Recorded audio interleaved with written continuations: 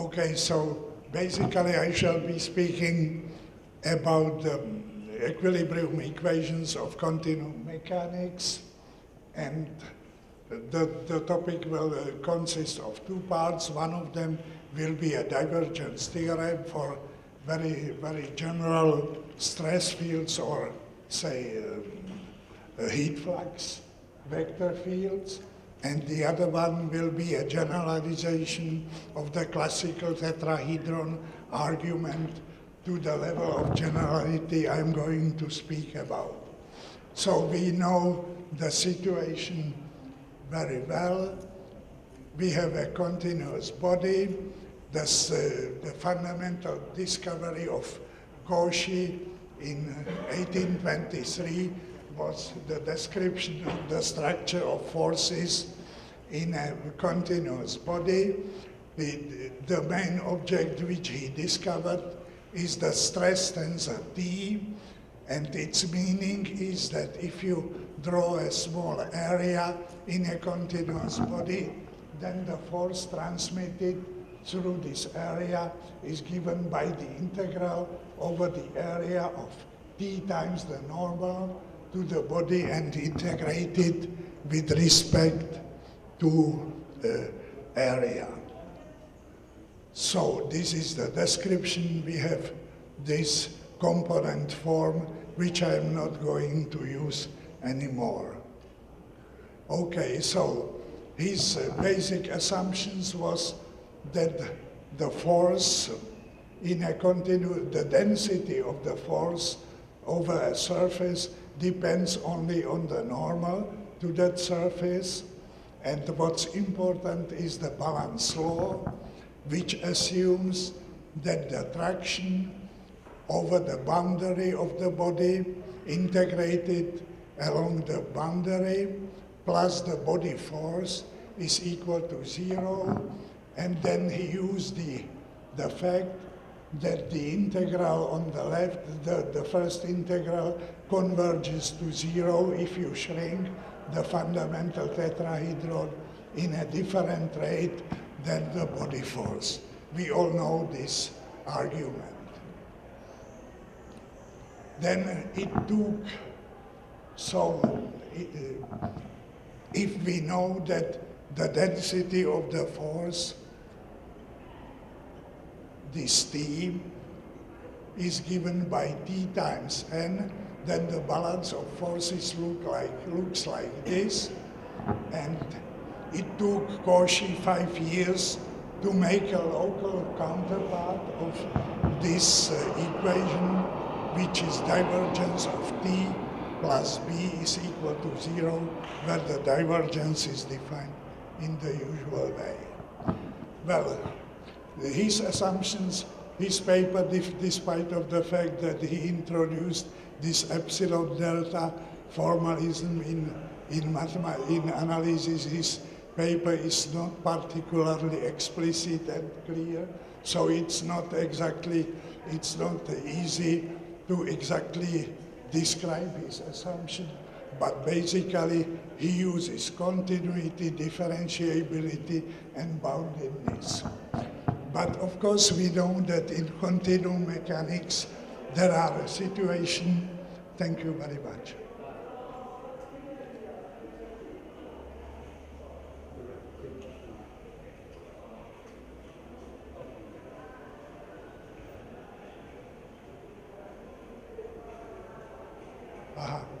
So we know that there are situations when the stress is not bounded. For example, the unbounded stresses come from the existence theorem in elasticity, Paul's existence theorem, fracture mechanics, many explicit solutions. And here we encounter the first complication, namely that the force across a surface cannot be defined for all surfaces. There are simply some surfaces where the stress is too singular to make the integration about the area. So that's the first complication. The other complication is that the surface traction, which Cauchy implicitly assumed to be absolutely continuous with respect to area, can be a measure. I shall make it more explicit later. So, in this situation, when the stress is not bounded, it's necessary to define the force transmitted across the area only for a certain class of surfaces which depends on the corresponding stress field. So let me denote by sigma this class of surfaces. Later I shall be explicit about what kind of surfaces, what regularity, and so on I assume, but let's leave this open at the moment.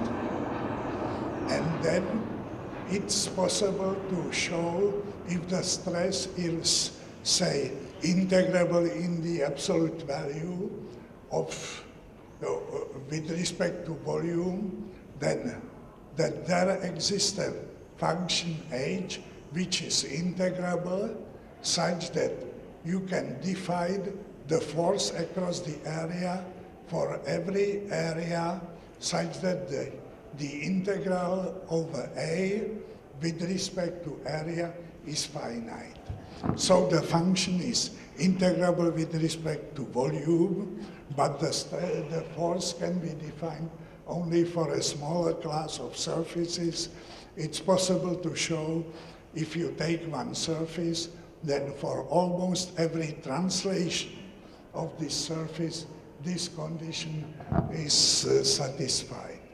So, in this paper, I generalized the Cauchy stress theorem to the situation that the stress coming out of the theorem is integrable, and the divergence is also integrable, both with respect to volume.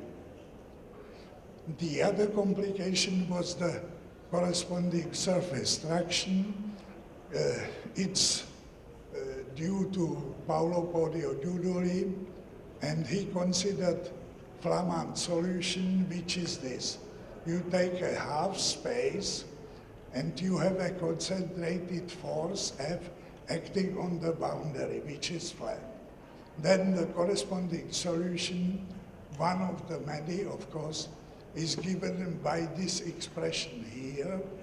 So here is the force, here we have x is, the origin is on the point where the force is applied, and we have this expression here, and it turns out that if you consider a subset of the body which touches in some non-trivial way the point where we apply the force, then there is a delta function singularity of the applied force on the boundary of the body. Well, the second level of generality is when you consider an integrable function, but such that the divergence is a measure.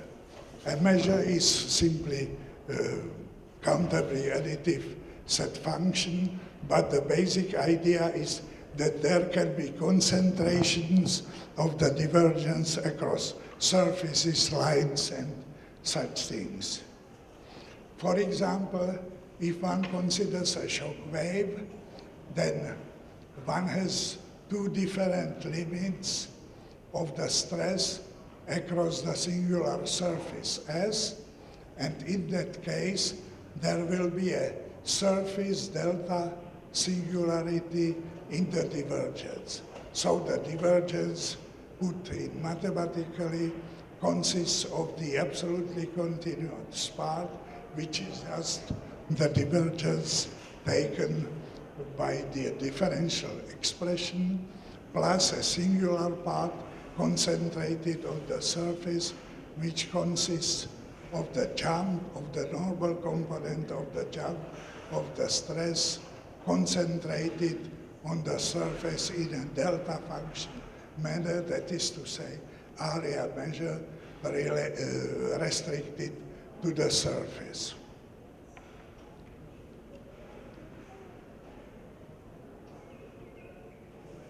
Okay, in this case, the situation is even worse. It's impossible, of course, as previously, to define the force transmitted across a surface for every surface, but this time one has to be even more careful. One has to exclude the situation when the stress is too large and the situations where some measure, non-negative measure, is not concentrated on this surface, and this eta is some measure, and it is closely related to the total variation of the divergence of the stress. This was done by this set of papers. The final situation which I'd like to mention is when the stress itself is a measure. So again, the stress is an sigma additive set function, and again, the meaning is that one can have singularities, concentrations of the stress across surfaces, lines, and so on. There are two situations which are encountered in continuum mechanics when the stress is a measure. One of them is the familiar picture of phase transitions bearing such that the interfaces bear a force structure. So you have the stress, which is absolutely continuous with respect to volume measure, represented by a function, plus a surface stress which acts on the interface between the two phases.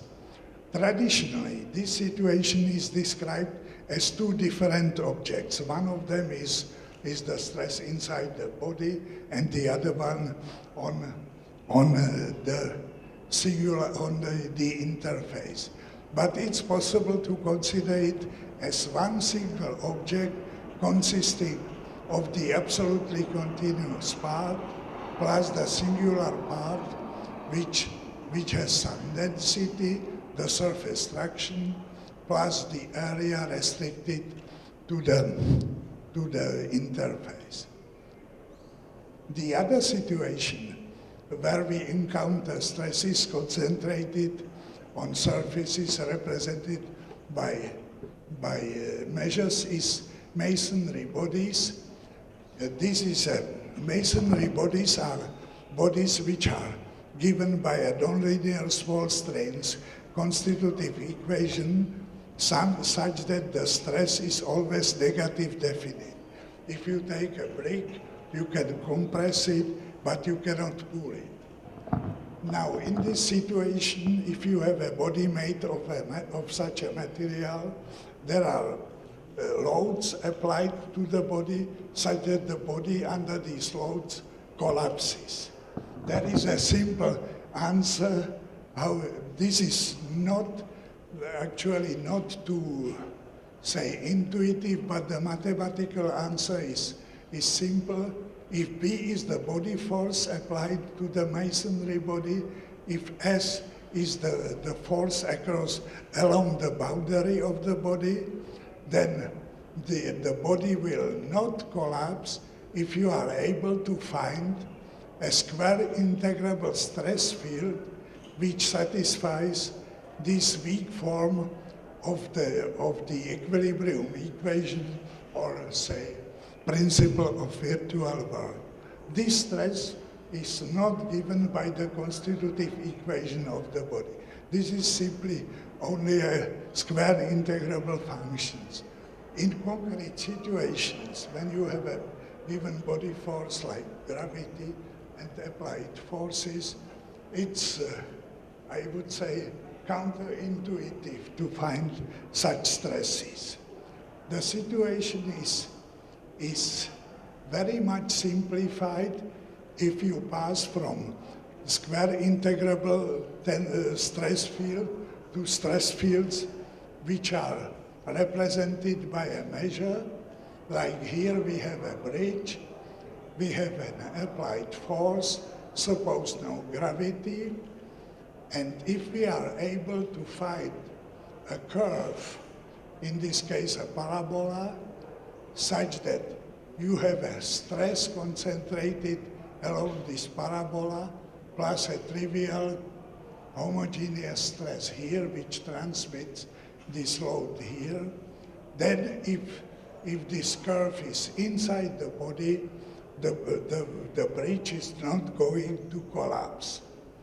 And in this situation, to find this stress field is much easier to do it in the class of stresses represented by measures rather than in square integrable stress fields. And then one can apply some smearing procedure to pass from this singular tensor field into a square integrable field. In symbols, we have this regular part of the stress plus a stress which is concentrated along this parabola. My Italian friends tell me that this was actually known already to Leonardo da Vinci. So the goal of my talk is to treat stresses which are represented as measures with divergences represented as measures, and for bodies which have as irregular boundaries as possible, to generalize the Divergence Theorem and to generalize the Cauchy stress theorem. I shall actually start from the Divergence Theorem. Before I do it, let me pass from forces to fluxes of heat. This means from a stress, which is a second-order tensor, to a, say, heat flux, which is represented by vector. This is easier for notation, but not really a loss of generality, because if you want to apply it, the results to this force, you can do it for the first component, second component, and the third component. So instead of the formula by Cauchy for stresses, we have now the flux across the area A given by some heat flux vector times the normal integrated with respect to area. Okay, let me start from Federer-de Giorgi Divergence Theorem. The situation is very well known. One considers a body which is represented by a set of finite perimeter. I am not going to explain exactly what this means. This means by that the measure theoretic boundary of the body has finite n-1 dimensional Hausdorff area measure. So there is some regularity for each such body. One can define very well the measure theoretic normal to the body. Let's assume that the flux is represented by a Lipschitz continuous vector field. Let's consider a test function which is also Lipschitz continuous, and then we have the divergence theorem, namely the volume integral of divergence of f times q, which can be written also in this way, can be transformed into the surface integral of this form, where n is this measure theoretic normal to the boundary. Okay, the divergence is this one here, and what is essential for this Federer-Georgi divergence theorem is that all the derivatives dqi with respect dxj exist almost everywhere for Lipschitz continuous, but also the mixed derivatives which do not occur in the statement of the divergence theorem. My situation will be more complicated. I shall deal with divergence measure vector field.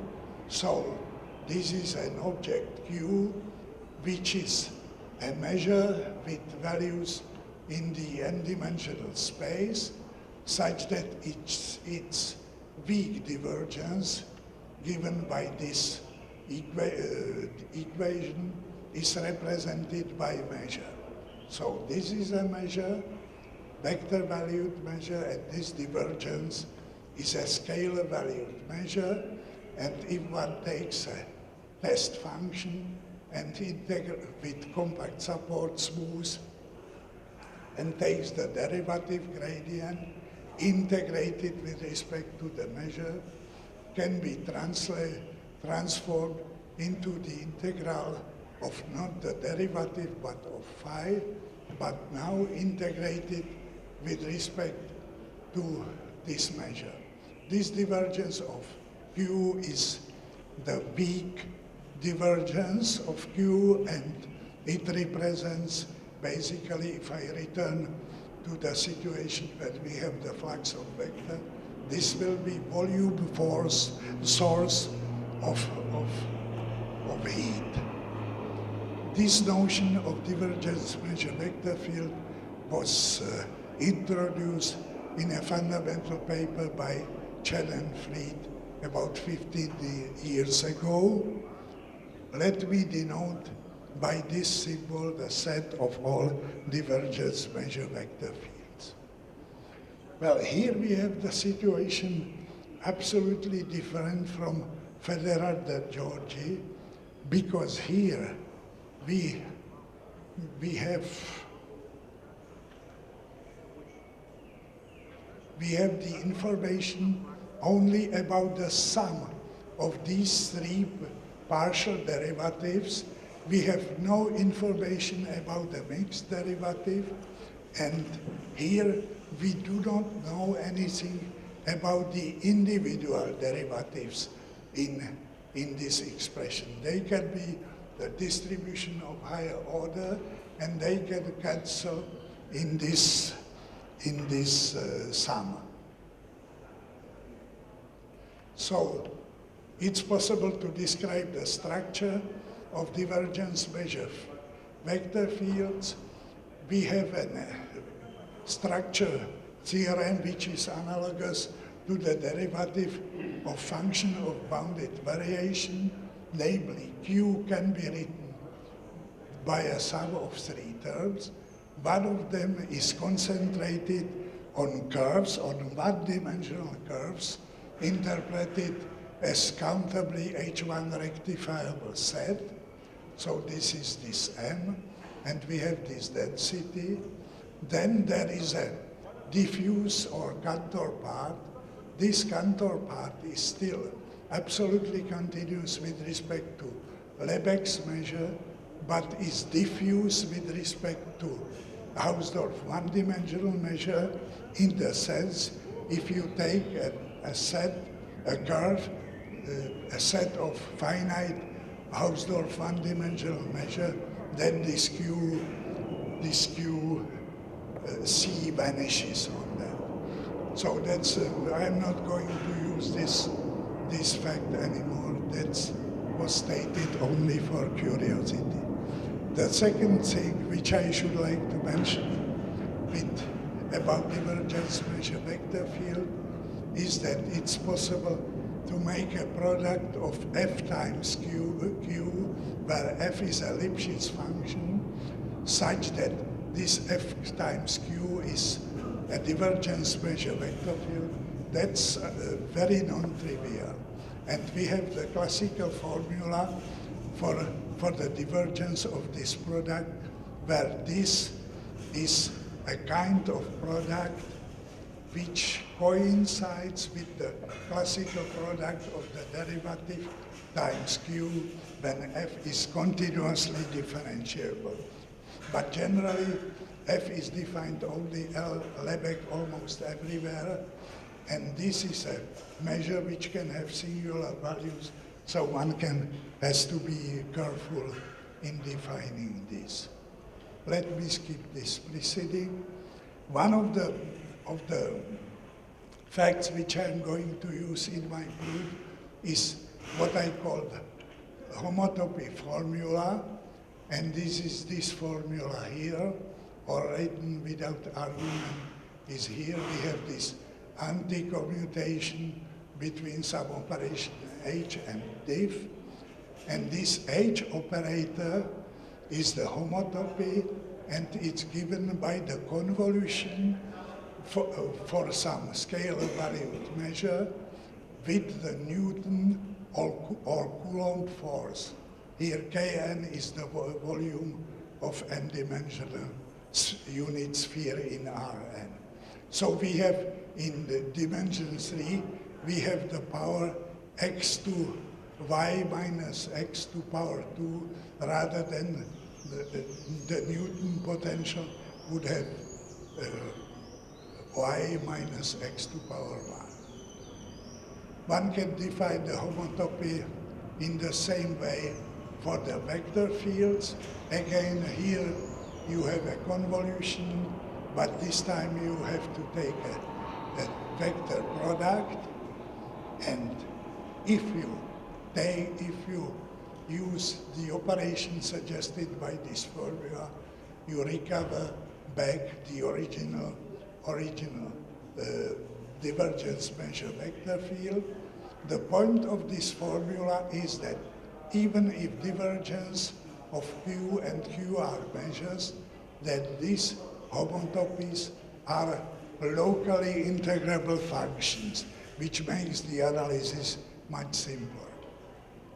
Okay, so now I am going to state the divergence theorem in the most general way I can do it.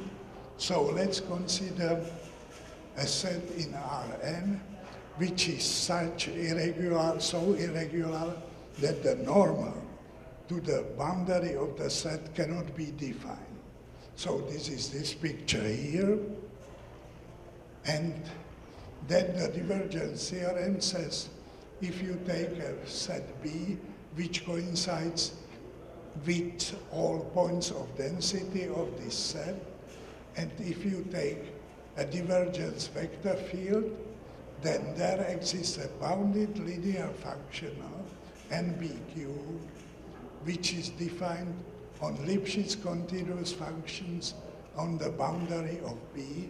This is a measure theoretical boundary, but for this class of sets, the closure of this is the topological boundary, and you have such a functional which is bounded, that is to say continuous with respect to the Banach space, the lib 0 dB, normed in by the Lipschitz constant of the function, such that the boundary term, this functional, evaluated on a restriction of a Lipschitz continuous function on the boundary, is equal to the integral of the product which I have discussed, plus f times d times divergence of q.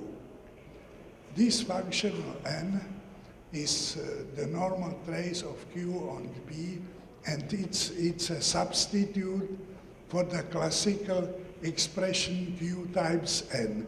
This cannot be defined when q is a measure because it doesn't have pointwise values.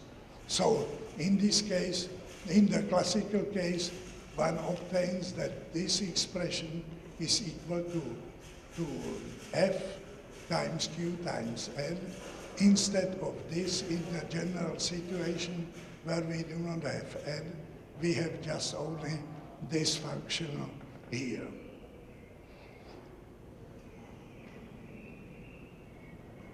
It can be shown that this functional, in general, it's just a functional, but generically, it is represented by a Borel measure.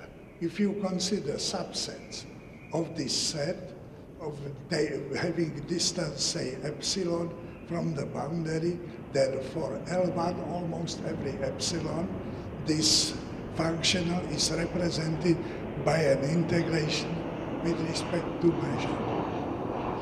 Well, there are many previous particular cases.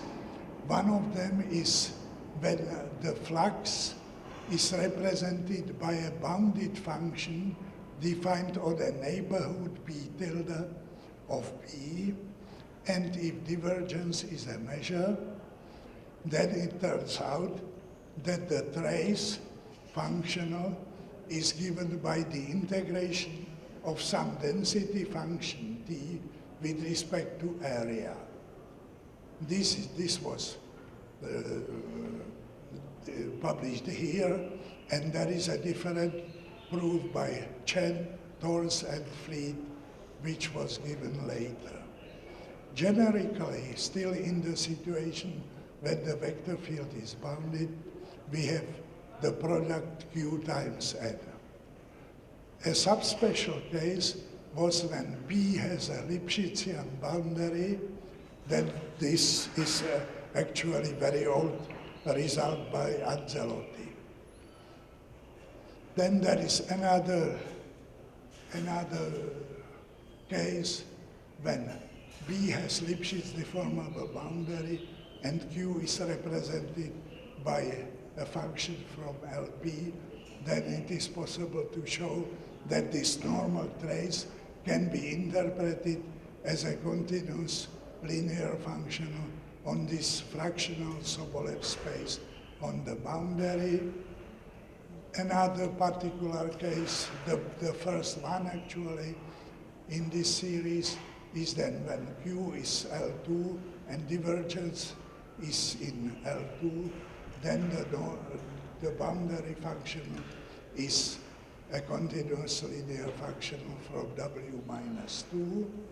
Yesterday I learned about another particular case when Q is square integrable, but divergence of Q is a measure, then the boundary function can be written in a non-unique way as a measure on the boundary plus a function on W minus 1/2, 2.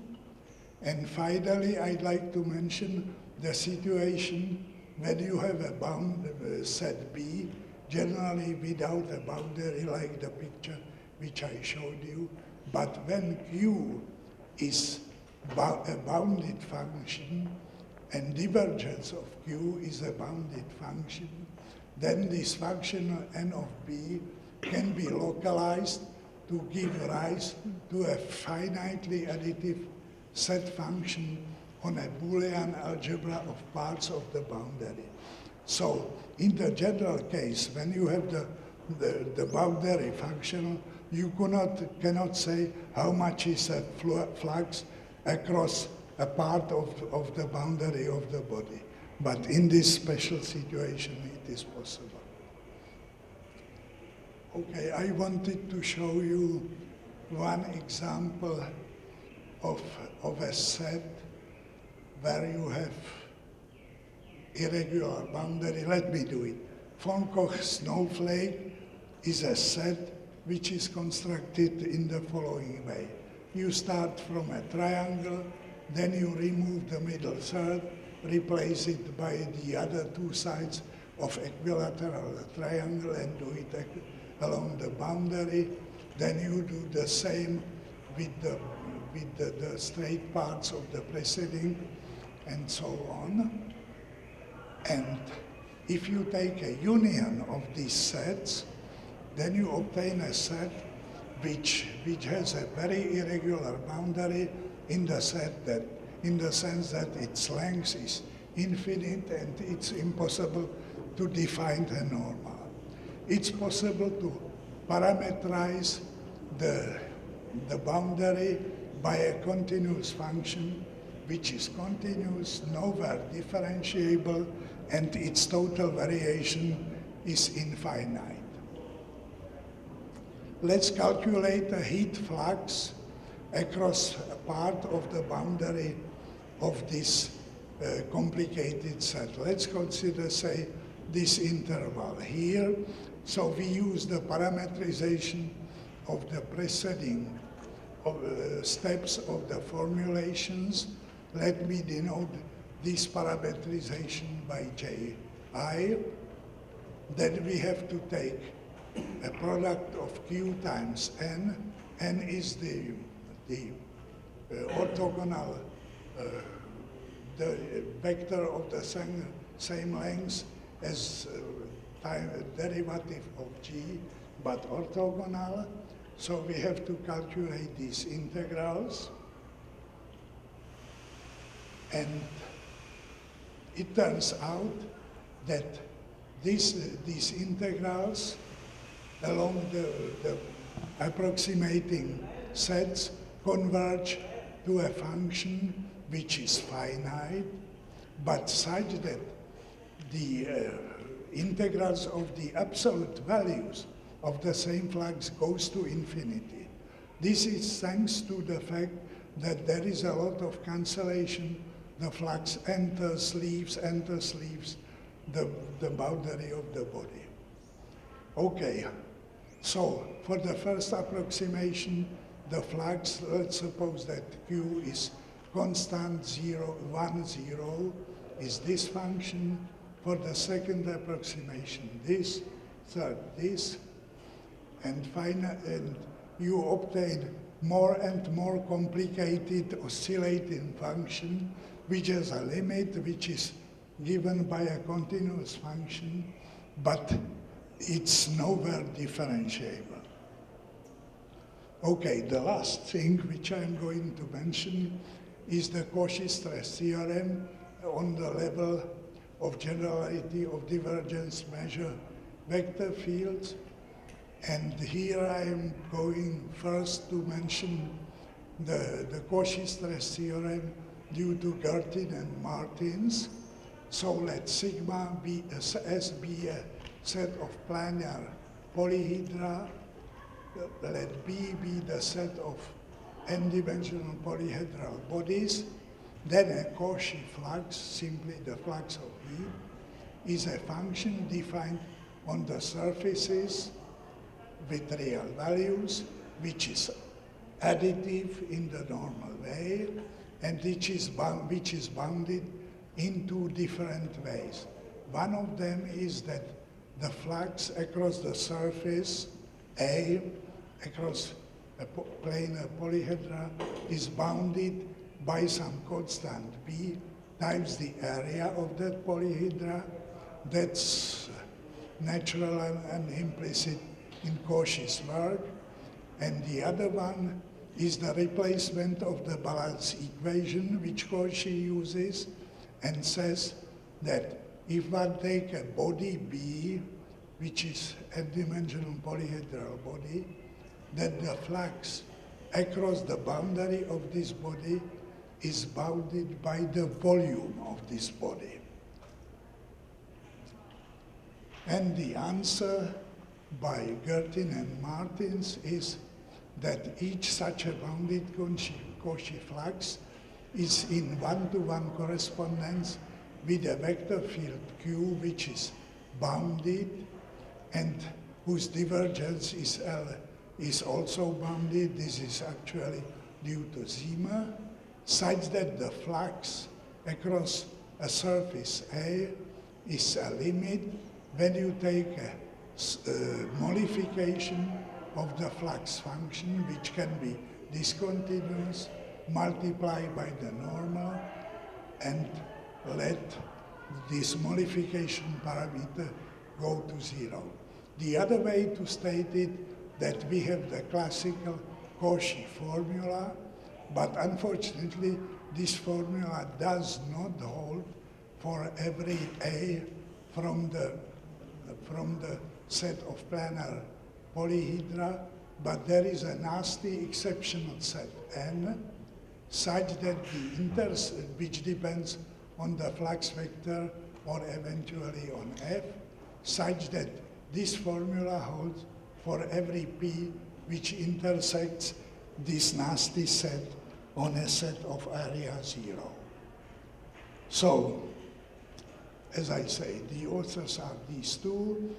This divergence was implicitly, to some extent, in this paper here.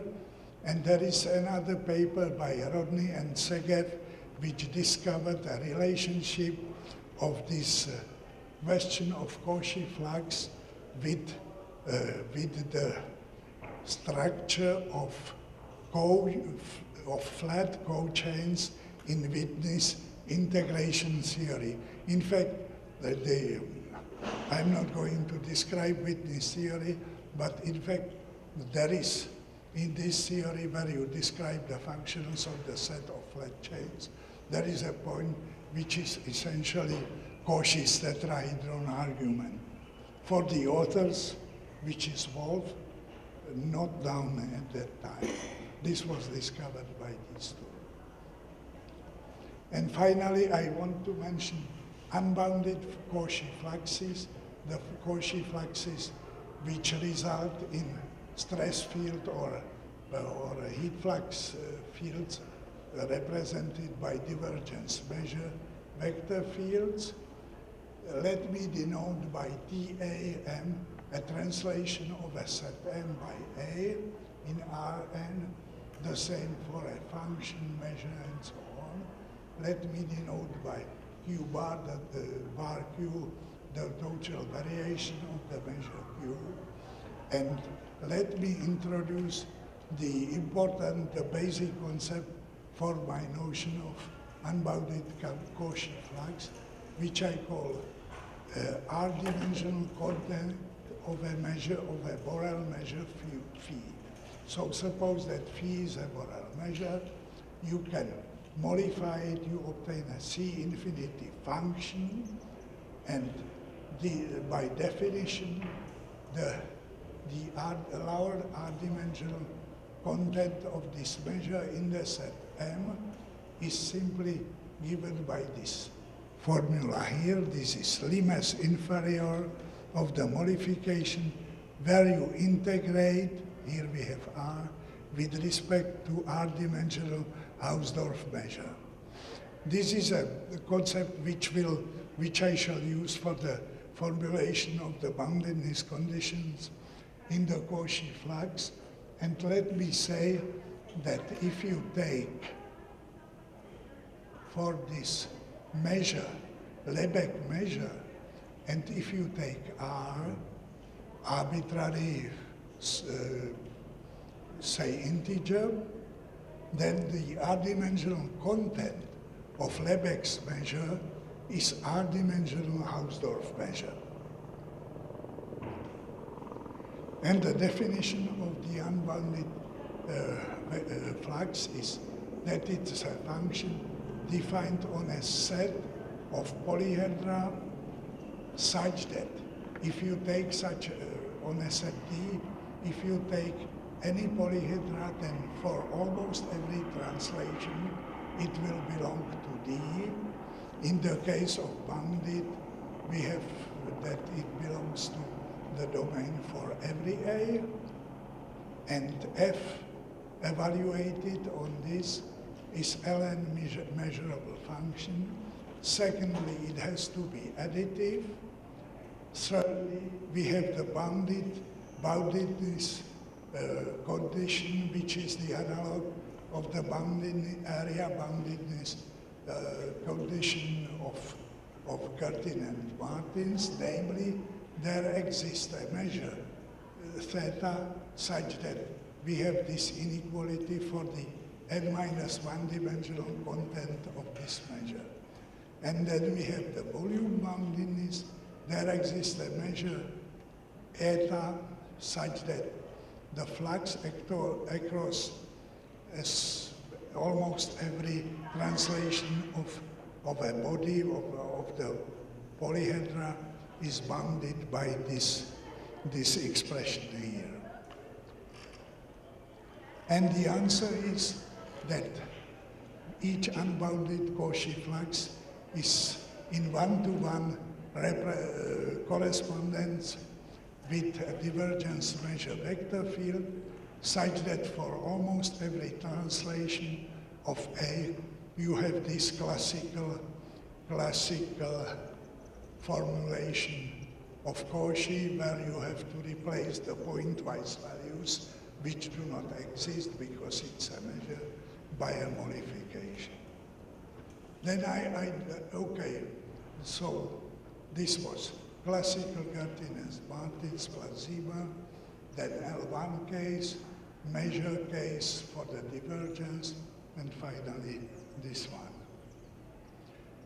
And I wanted to finish, but I am short of time, with a possible definition of the flux for a more general surfaces than the polyhedra. This is given by some integral conditions involving convolution of Cauchy, of Newton's force with the measures occurring in the divergence and the measured view. Thank you very much.